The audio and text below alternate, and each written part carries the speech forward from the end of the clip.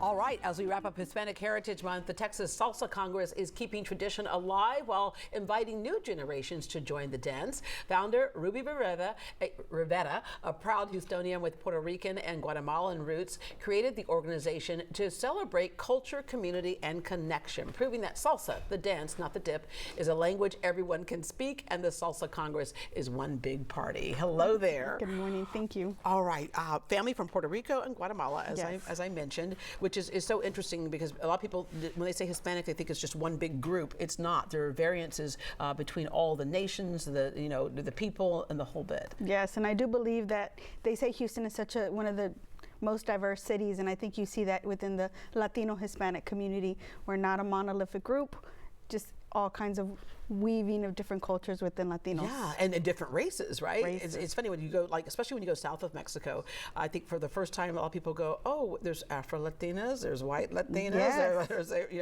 brown Latinas and indigenous people, and the whole gamut of people there. So you grew up around barbecues and quinceañeras. Yes. What a fun time. But when it comes to dance, you had nice music, cumbia, norteña.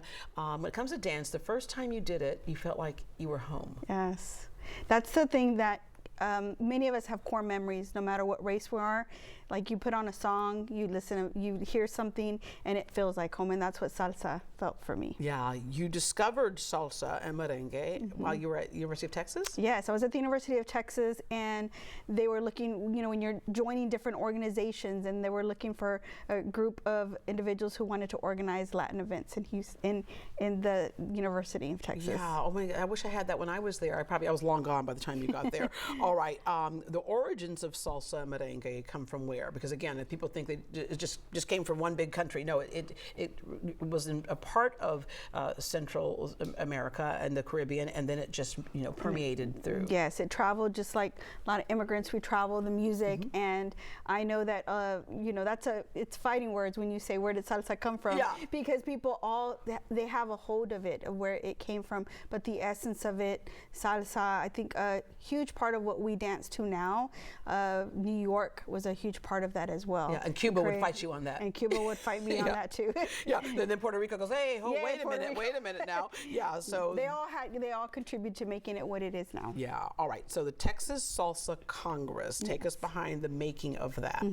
Originally, we started out as a milestone event once a year, 4-day weekend, very similar to what you were talking about, the Buffalo mural. It was a one-time event all year. COVID happened. Yeah. And when COVID happened, we realized what people really were yearning was community and connection. And connection.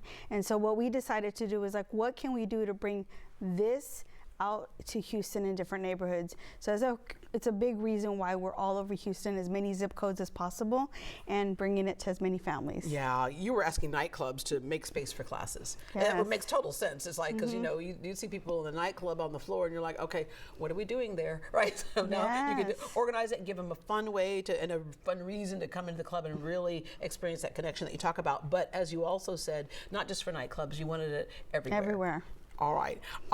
You want also for intergenerational events to take place. You love seeing the grandparents, the parents, and the kids all out there dancing. Yes. I think what's been our sweet spot is working with organizations and businesses that have made space for salsa. Yeah. So we have been able to kind of work with different spaces that people traditionally wouldn't think that there'd be salsa there. Like at the downtown aquarium over the summer, we take over that. Yeah.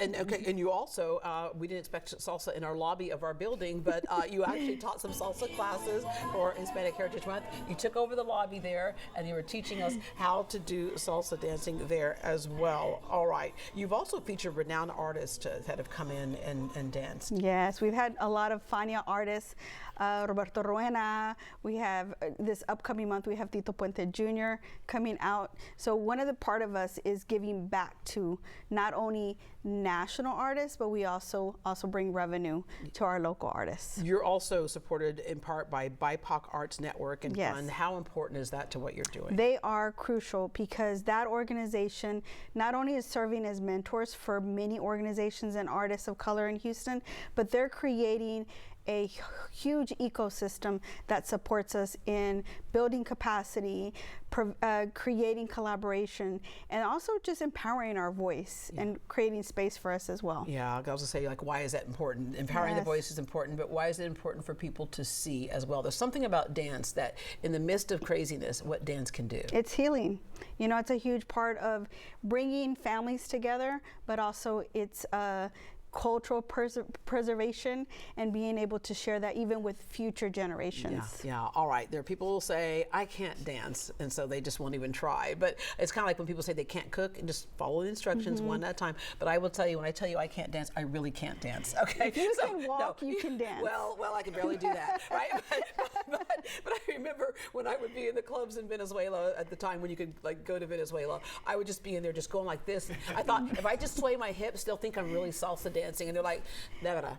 No, that's not it. Rivera, no. It's not your hips, and it's not the hips. Although we'll see hips moving in salsa, it's not originated in the hips. Right, it's not originated in the hips. It's a lot with your feet and your knees, and that's what kind of creates that movement of the hip movement. Okay, so and tell me what to do like here. I said, everybody, even behind the camera, I saw them dancing. Everybody on the station has that got a little movement. music here, so all right, tell me- let's do a little bit of our basic step. Basics. Right? This is, no matter where you go, this is gonna get you here. Okay. So we're gonna start with our right foot. All right. We're gonna go back on one. And this is going to shift your weight. Now that's your 2, come back together 3. And now you're going to come back with your forward, now take it back, and then together. That's your basic step. So you're going to go 1, 2, 3, No, I'm 5, not. 6, I'm 7. gonna, all right. We're going to leave that to the professionals because y'all are going to dance for us right now. Yeah, we're going to have some dancers come out and showcase it. Okay, the Texas Salsa Congress is hosting a Sip and Salsa wine event next Friday, the 24th, from 7 to 10 p.m. at Houston's Downtown Aquarium. Enjoy live music, taste wines from Mexico and Spain, and of course, there will be plenty of salsa dancing. Tickets are available online. We posted a link for you on greatdayhouston.com. You must be 21 or older to attend this particular event. Take it away.